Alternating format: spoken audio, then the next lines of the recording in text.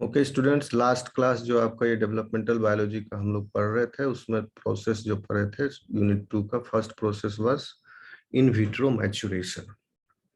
तो in vitro maturation का ये overall actually this figure is representing in vitro fertilization procedure. Okay, so in this you can look because IVM becomes prerequisite for IVF.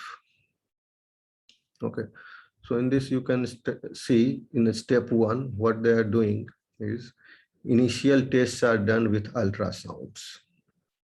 ठीक है, तो इसमें blood test किया जाएगा patient का, LH FSH का लेवल फाइंड आउट किया जाएगा। ओके, और अल्ट्रासाउंड इसलिए किया जाएगा उनके ओवरी का, क्योंकि ओवरी में कितने फॉलिकल्स मैच्योर कर रहे हैं at that particular time of that female cycle, उस समय कितना फॉलिकल्स मैच्योर कर रहा है वो अल्ट्रासाउंड से देख लेंगे। तो उससे पता लग जाएगा कि प्रॉब्लम कहाँ पर है, मतलब प्रॉब्लम है या नहीं है। मैच्योरेशन के स्टेज पर कितने फॉलिकल्स मैच्योर कर रहे हैं। ओके, और उसके बाद फिर या कर भी रहे हैं या नहीं कर रहे हैं। ओके, सो फिर ब्लड सैंपल लिया जाएगा उनका, taken to determine the test time to recover the eggs. Blood sample फिर सब्सिक्वेंटली आइसोलेट किया जाएगा क्योंकि LH और FSH का हर दिन लेवल बदलते रहता है। And at the 14th day LH level is highest. Okay, so उसके बाद ब्लड टेस्ट किया जाएगा।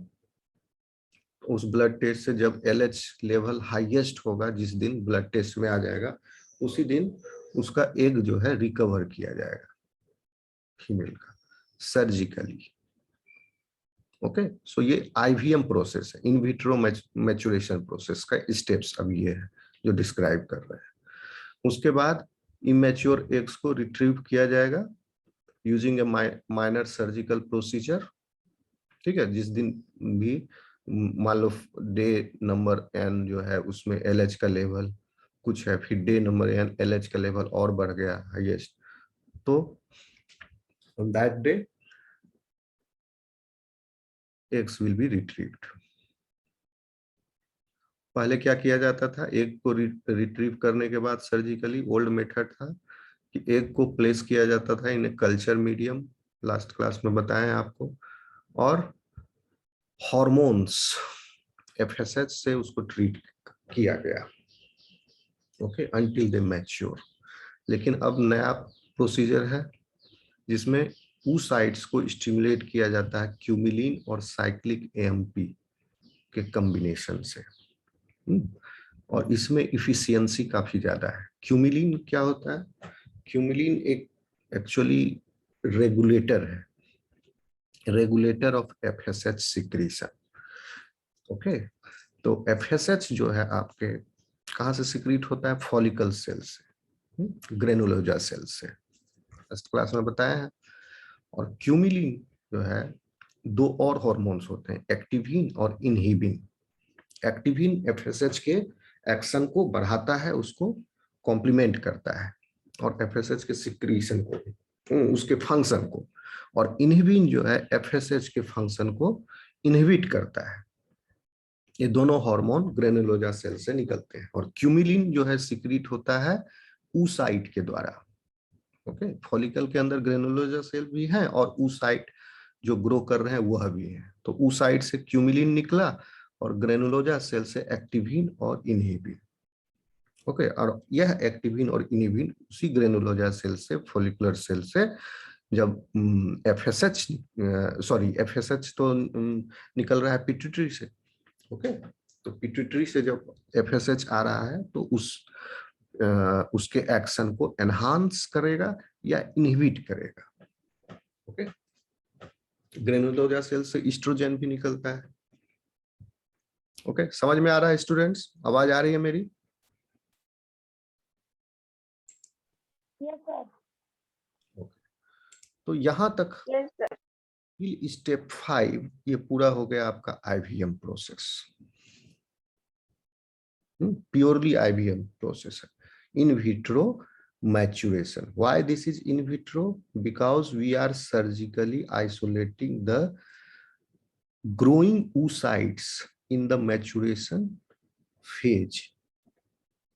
मैच्योरेशन स्टेज, अभी मैच्योर नहीं हुए हैं, इमेच्योर एग्स ही हैं, ठीक है। और अल्ट्रासाउंड करके देख लिए कि कितना एग्स मैच्योर हो रहे हैं, और उनमें से जो बड़े बड़े एग्स जो हैं, ज्यादा बड़े डोमिनेंट एग्स, उनको रिट्रीव कर लिया जाएगा फॉलिकल के साथ। एग्स को अकेला फॉलिकल से निकाल के नहीं, along with the follicle, जो बड़े बड़े फॉलिकल है, ओके।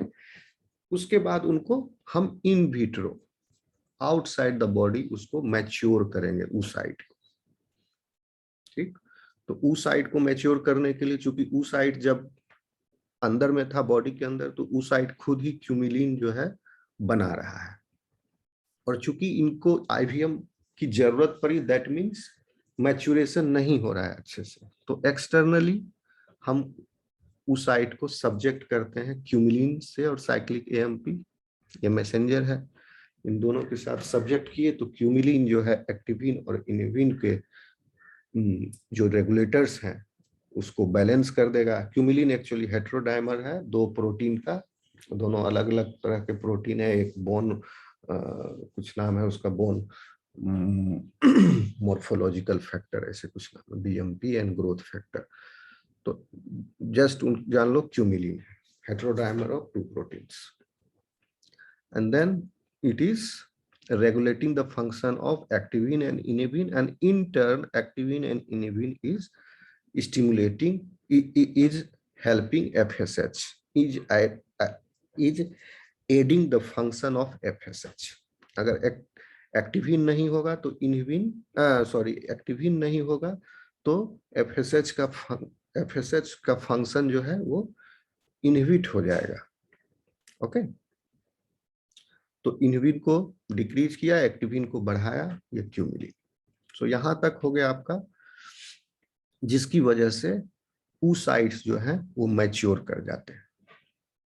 अब oocyte तो मैच्योर कर गया, अब ये क्या है, आउटसाइड द बॉडी है। उसके बाद इस oocytes को अब आगे हम आईवीएफ की तरफ जाएंगे, rest of the procedure, in vitro fertilization. तो उस पे उसने क्यों किया आईवीएम? इसीलिए किया क्योंकि उसको कंसीव करना है, प्रेग्नेंट होना है फीमेल को, तो आगे होगा फर्टिलाइजेशन उसका।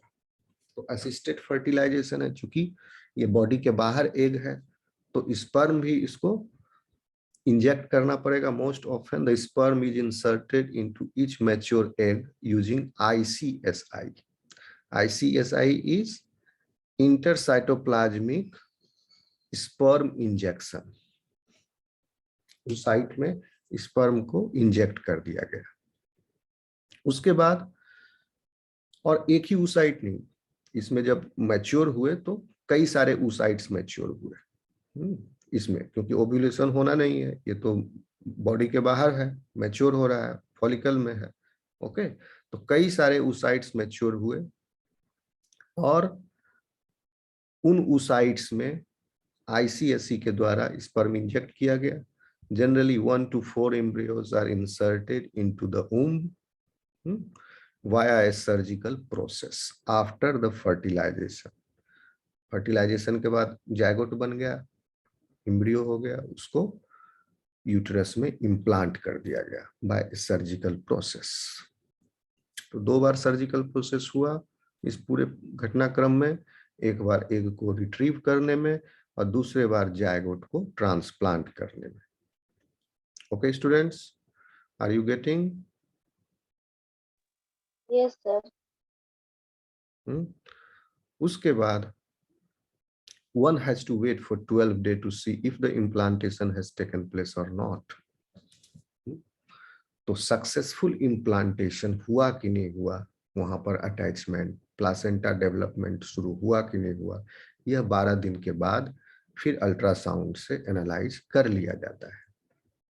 अगर हो गया, if successful, then pregnant woman will be directed to a gynaecologist. उसका फिर पूरा प्रेगनेंसी के दौरान उसका मॉनिटरिंग होते रहेगा। अगर नहीं हुआ अनसक्सेसफुल हो गया इम्प्लांटेशन, क्योंकि यहां तक तो सक्सेस है, डॉक्टर देख करके एक स्टेप सक्सेस हुआ तभी नेक्स्ट स्टेप पर जा रहा है। ये सक्सेस हुआ, एम्ब्रियो बना, तब यहाँ पर एम्ब्रियो हो गया, तब जाके इम्प्लांट किया गया एम्ब्रियो को। अगर एम्ब्रियो नहीं बनेगा तो क्यों इम्प्लांट करेगा?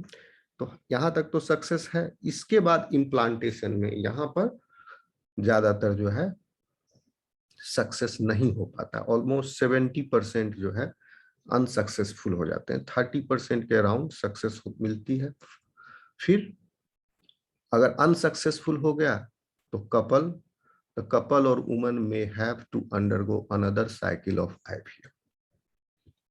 ठीक है, तो डॉक्टर का फीस जो होता है पर साइकिल होता है, एक साइकिल का इतना। तो अब अनसक्सेसफुल हो गया बिकॉज ऑफ कुछ फैक्टर्स, उसका अंदर का इंटरनल रीजन, जो female body is very complex, तो उसके बाद फिर से इस साइकिल को दोहराया जाएगा और फिर से लक को ट्राई किया जाएगा। अंडरस्टूड?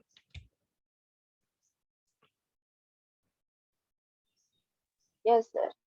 ओके, तो यहाँ पर आपका वो आईवीएम प्रोसेस कंप्लीट होता है, जो लास्ट क्लास में हम लोग पढ़ रहे थे, छूट गया था लास्ट में, रिकॉर्डिंग नहीं हो पाया था शायद, या कुछ कारण था। Now we will enter in super ovulation.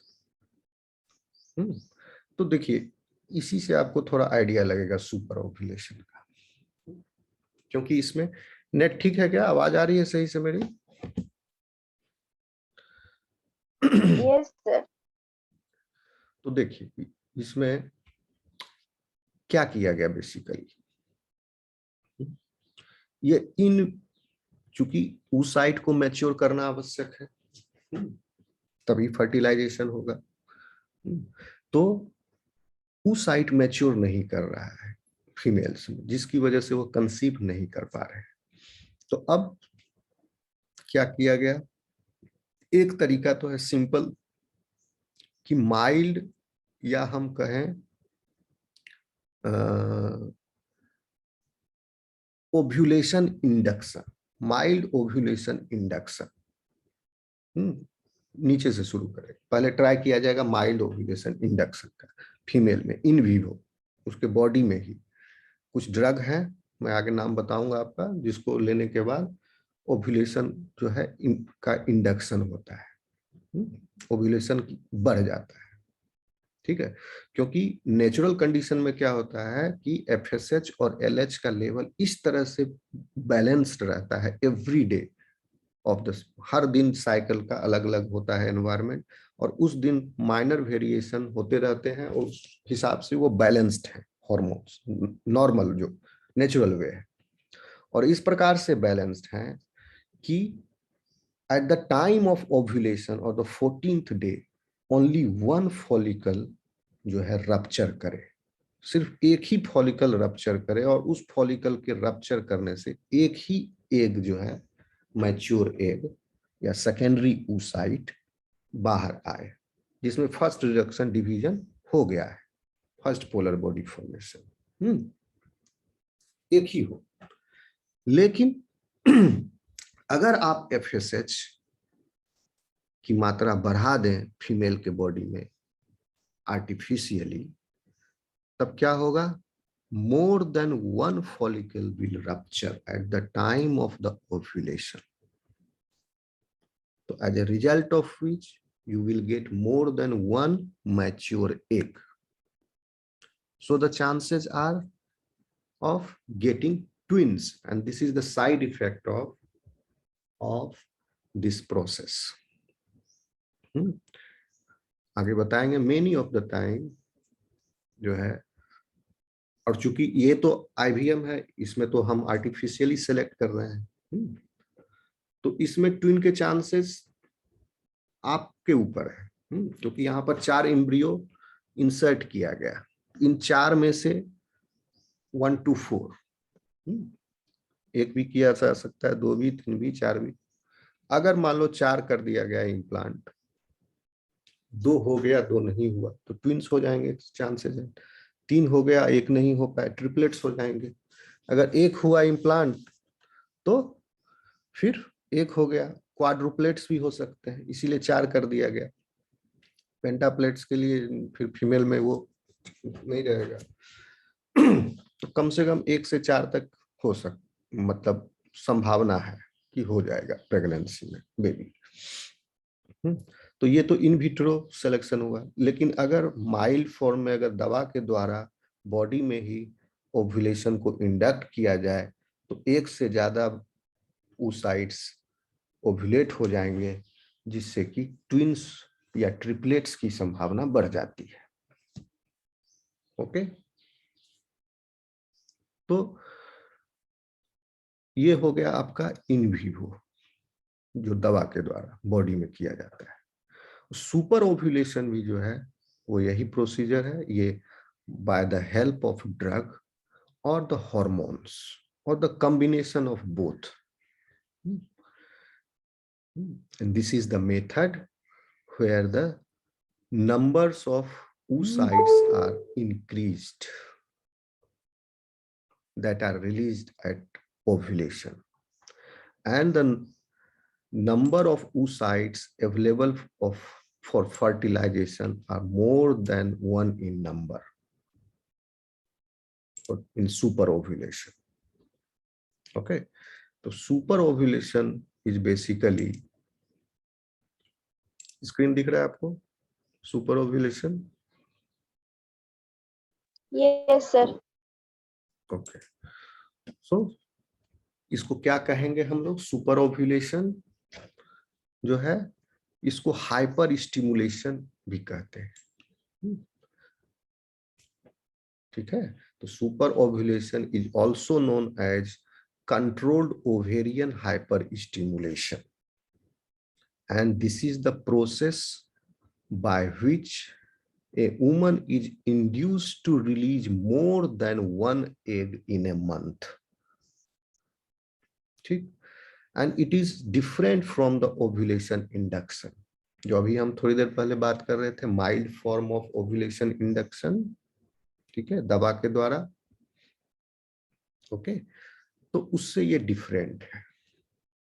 Okay, हालांकि दवा के द्वारा भी जो हम इंडक्ट करेंगे उसमें जो है more than 1 egg will be released in a month. ठीक है, लेकिन सुपर ओव्यूलेशन में, हाँ, सुपर ओव्यूलेशन भी वही है, माइल्ड ओव्यूलेशन इंडक्शन। लेकिन ओवर ओव्यूलेशन इंडक्शन बेसिकली होता है जिसमें गोल ये रखा जाता है कि एक एग 1 मंथ में रिलीज हो इन नेचुरल वे। कुछ फीमेल्स में एनोव्यूलेटरी साइकिल्स होते हैं, तो उसमें ओव्यूलेशन इंडक्शन पहले ट्राई किया जाता है कि एक एग निकले 1 मंथ में, but it is different than ovulation induction. Super ovulation में more than 1 egg is induced to get released during ovulation. That is why it is ovarian hyperstimulation, and this is controlled. Why controlled? Because you are under the controlled administration of drug and hormones. Okay, आ रहा है समझ में students? Yes sir. तो आप कहोगे कि super ovulation की जरूरत किसको पड़ेगी? सुपर ओव्यूलेशन क्या है? एक तरह का ट्रीटमेंट है। इस ट्रीटमेंट की जरूरत किसे पड़ेगी? पहले तो वो वुमेन जिनके फेलोपियन ट्यूब जो है खुले हुए हो, ओपन हो, और उनके पार्टनर्स का स्पर्म काउंट भी एडिक्वेट होना चाहिए, तभी सुपर ओव्यूलेशन का जो मकसद है वो सक्सेसफुल हो पाएगा। पार्टनर का स्पर्म काउंट अगर एडिक्वेट नहीं है तो सुपर ओव्यूलेशन क्यों ट्राई किया जाएगा फीमेल को? बेकार जाएगा। ओके, सो चूंकि, और वैसे फीमेल्स जो कि प्रेग्नेंट नहीं हो पा रहे हैं, उन पर ये ट्राई किया जाता है super ovulation. If a woman already is ovulating but not conceiving,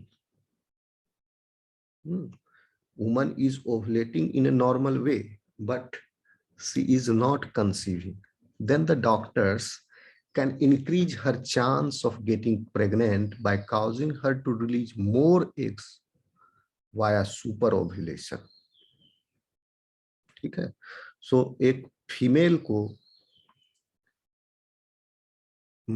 oral medication दिया जाता है to ovulate, such as clomiphene, CLOMIPHENE, clomiphene नाम का एक ड्रग है, जान लो, ले मत लेना, ये सब डॉक्टर के सुपरविजन में लिया जाता है। क्लोमिफीन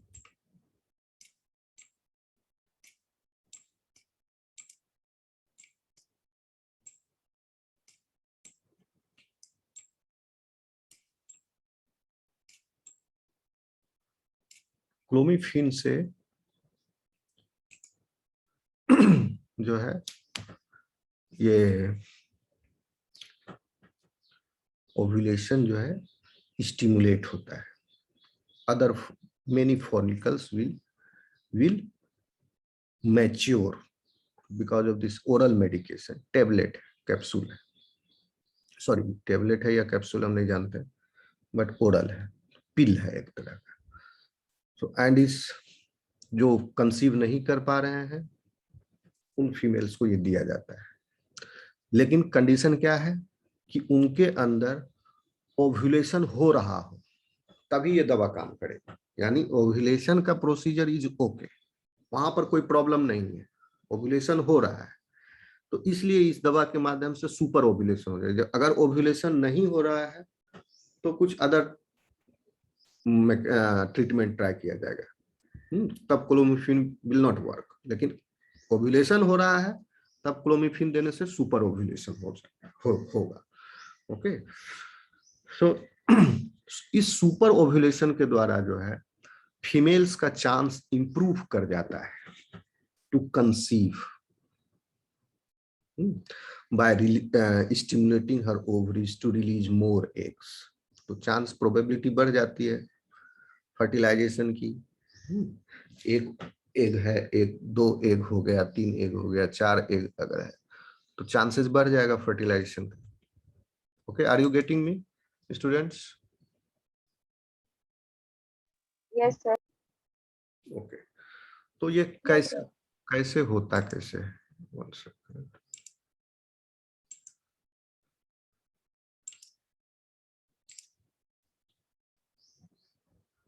ये क्या आ गया भैया, वन सेकंड है, उसको मिटा दो।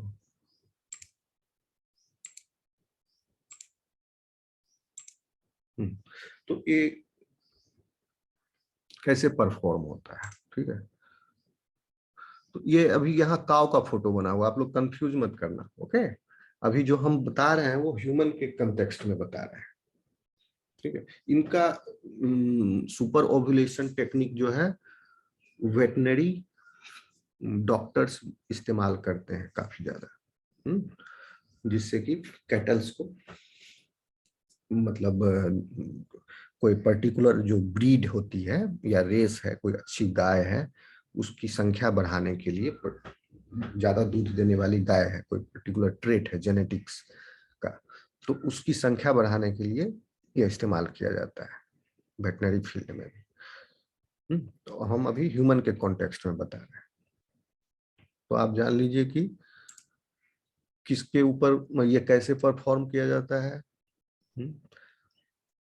वुमन जो है जो नेचुरली ओव्यूलेट करते हैं वो पहले तो ट्राई किया जाएगा क्लोमिफीन ड्रग, स्टार्टिंग पॉइंट ये क्लोमिफीन ड्रग के द्वारा चेक किया जाएगा, फिर अल्ट्रासाउंड करके बिटवीन 10 to 13 और 14 डेज, मतलब 10 से 12 दिन तक, मतलब आफ्टर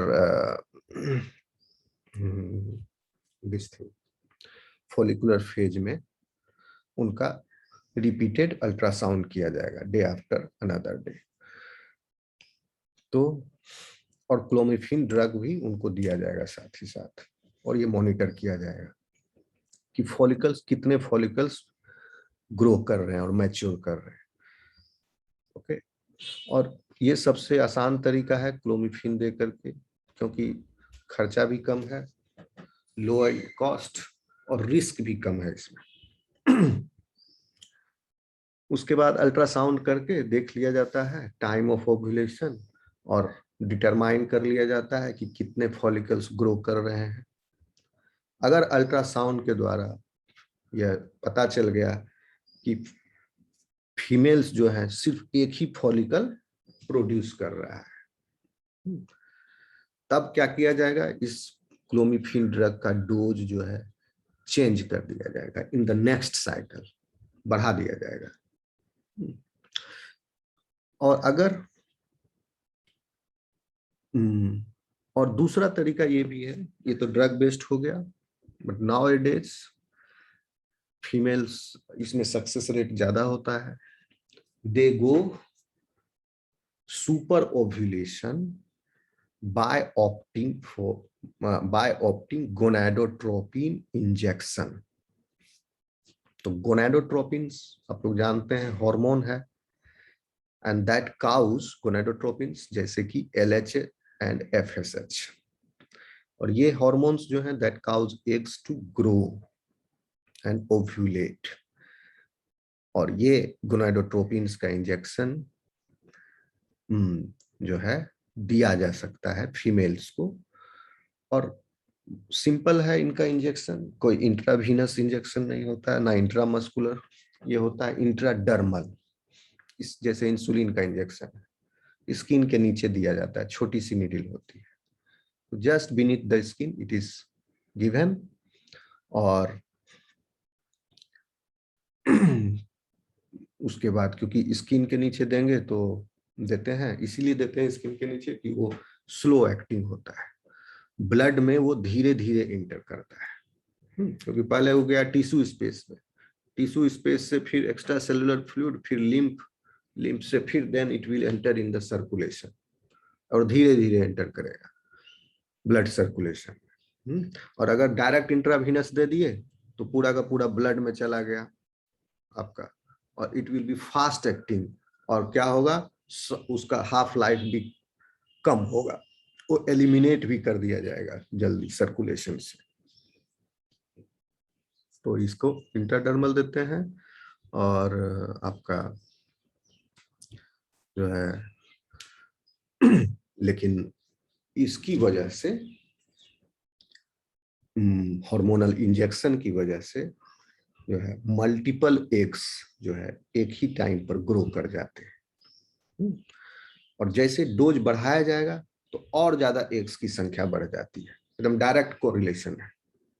ठीक है, तो एक कैलकुलेशन है, एक there is one table, dose dependent table, जिसमें मतलब जनरली फीमेल्स में होता है, और फीमेल में डिफर भी करता है थोड़ा बहुत वो बिटवीन फीमेल्स टू फीमेल्स, लेकिन एक डोज डिपेंडेंट चार्ट है जिसमें इतना डोज देंगे तो you can expect single egg to mature this much. If you give this much dose of these gonadotropins, then 2 eggs are expected to mature, then this, then 3, then 4, ऐसे करके है। Okay, तो फिर मल्टीपल एग्स मैच्योर कर गया female में, अब उनको जो है सो मॉनिटर किया जाएगा बाय गायनेकोलॉजिस्ट। ठीक है, और यह भी ध्यान रखा जाता है कि बहुत ज्यादा एग्स मैच्योर ना कर जाए। हो सकता है कम डोज में किसी फीमेल में ज्यादा एग मैच्योर हो गया, हो सकता है हाई डोज देने के बाद भी कुछ ही एग्स मैच्योर हुए किसी फीमेल से, ये हो सकता है। तो ये कंटिन्यूअस मॉनिटरिंग की आवश्यकता है, और अल्ट्रासाउंड होते रहेगा। फिर अगर अगर बहुत ज्यादा एग मैच्योर हो जा रहे हैं फीमेल में तो क्या होगा, नुकसान होगा। सब तो फर्टिलाइज होकर इम्प्लांट होगा नहीं, कंपटीशन हो जाएगा उनके बीच में, तो हेल्दी बेबी का एक्सपेक्टेंसी घट जाएगा। तो एक सीमा तक ही संभव है, इसलिए देखा जाता है कि ज्यादा से ज्यादा 4 मैच्योर करें, उससे ज्यादा नहीं। ओके, तो आ रहा है समझ में स्टूडेंट्स?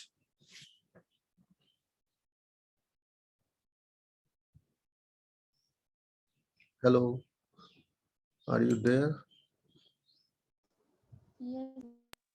Yes, sir.